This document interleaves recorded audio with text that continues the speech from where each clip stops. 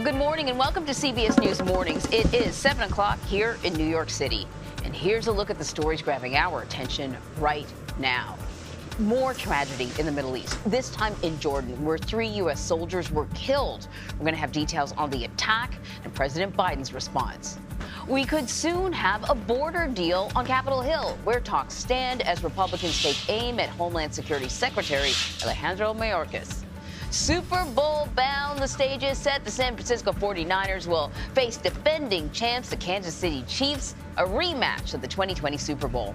Plus, a high-profile lawyer convicted of murder is back in court today. Find out why Alex Murdaugh is trying to get his conviction thrown out. And you can no longer search Taylor Swift's name on X, why the social media company blocked the move. We're going to fill you in coming up later on this hour. But we are going to begin with the attack on American soldiers overseas as the world waits to see how the Biden administration will respond. Here's what we know right now. 3 service members were killed and 34 injured in a drone attack at an outpost known as Tower 22, which provides support to U.S. Special Forces inside Syria. 8 of those injured had to be flown for care and are now in stable condition. It marks the first deadly attack on U.S. troops in the region since the war in Gaza began spilling into a wider conflict. President Biden blamed an Iran-backed militia and is vowing a strong response. We had a tough day last night in the East. We lost 3 brave soldiers and attacking one of our bases. Yeah. And I've asked you to hold this out to all 3 of those fallen soldiers.